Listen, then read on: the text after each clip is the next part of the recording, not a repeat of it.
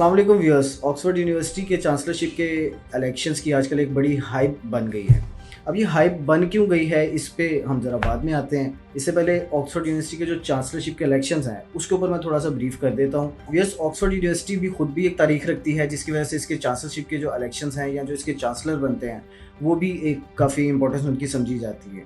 अब ये 1224 से इस इलेक्शंस का इनेकाद किया जाता है, जिसमें एक सेरेमोनियल पोस्ट कंसिडर किया जाता है। अब जो यूनिवर्सिटी का चांसलर बनता है उसके क्या किरदार होते हैं?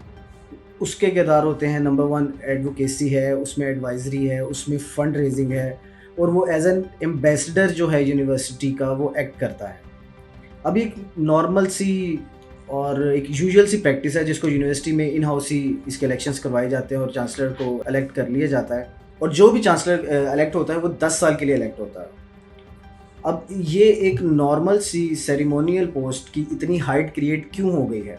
क्योंकि इसमें हमारे इमरान खान साहब ने भी इलेक्शन लड़ने का फ़ैसला कर लिया। खान साहब इस वक्त जेल में हैं, कन्विक्टेड हैं, और उन्होंने इलेक्शन लड़ने का ऐलान कर लिया। अब ये इमरान खान साहब की वजह से ये इलेक्शन जो है काफ़ी अहमियत इख्तियार कर गए हैं, क्योंकि खान साहब का एक हादसा तो है कि जहाँ भी गए दास्तान छोड़ा है। अब खान साहब ये इलेक्शन क्यों लड़ सकते हैं? खान साहब ने 1972 में ऑक्सफोर्ड यूनिवर्सिटी के केबल कॉलेज से फ़िलासफ़ी, इकनॉमिक्स और पॉलिटिक्स के ऊपर अपनी ग्रेजुएशन कंप्लीट की है। साथ साथ खान साहब ने ऑक्सफोर्ड यूनिवर्सिटी की क्रिकेट टीम की कैप्टनसी भी की है। अब ये चीज़ तो खान साहब को एलिजिबल कर देती है, लेकिन खान साहब कन्विक्टेड हैं। इसके लिए ऑक्सफोर्ड यूनिवर्सिटी ने अपने रूल्स को थोड़ा सा स्लो डाउन भी किया है खान साहब के लिए स्पेशली, जिस वजह से खान साहब एलिजिबल है। अब इसकी फाइनल लिस्ट जो है कैंडिडेट्स की वो ऑक्सफोर्ड यूनिवर्सिटी की वेबसाइट पर अक्टूबर के पहले हफ्ते में अपलोड कर दी जाएगी, जिसके बाद इलेक्शंस का इनेकाद जो है वो अक्टूबर के आखिरी हफ्ते में होगा। अब इसमें वोट कौन कर सकते हैं? यूनिवर्सिटी के एलुमनाइज, स्टाफ मेंबर्स और लोकल बॉडीज़ के जो उनके इलेक्टेड मेंबर्स हैं वो इसमें वोट कर सकते हैं। इस वक्त 2,50,000 के करीब एलुमनाई वोटर्स हैं जो कि रजिस्टर्ड हैं और वो इसमें वोटिंग करेंगे।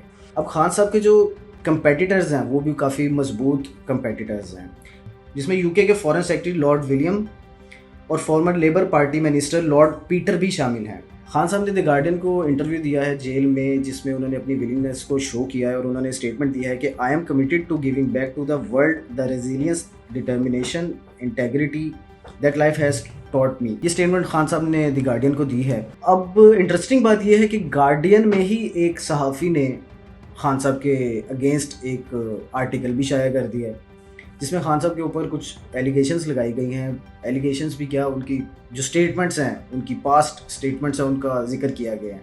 जैसे कि उनमें कहा गया कि जी तालिबान को खान साहब सपोर्ट करते रहे हैं। खान साहब ने उसामा बिन लादेन को भी शहीद कहा है। फिर जो एक मेन बात है कि जी सलमान रश्दी के साथ स्टेज को शेयर करने से भी खान साहब ने इनकार कर दिया है। अब पाकिस्तान में भी खान साहब के जो पॉलिटिकल ओपोनेंट्स हैं उनकी तरफ से भी खान साहब को काफ़ी मुखालफत का सामना किया गया है, जिसकी वजह से यहाँ से मेल्स भी कुछ करवाई गई हैं, जिसमें मेन मुद्दा यही उठाया गया है कि खान साहब जो हैं तालिबान के हामी हैं, और हालांकि हमें तो सारी ज़िंदगी यहाँ पर खान साहब को यहूदी सुनाया गया है, और वहाँ जाके कहते हैं जी खान साहब शिद्दत पसंद मुसलमान हैं। तो ये दो कॉन्ट्रडिक्शंस हैं, इसको ज़रा देखना चाहिए। दूसरी तरफ खान साहब के जो सपोर्टर्स हैं वो बेसिकली कंसिडर किए जाते हैं कि ओवरसीज़ पाकिस्तानी खान साहब के एक बड़े सपोर्टर समझे जाते हैं। अब ये उनके लिए भी एक टेस्ट केस है।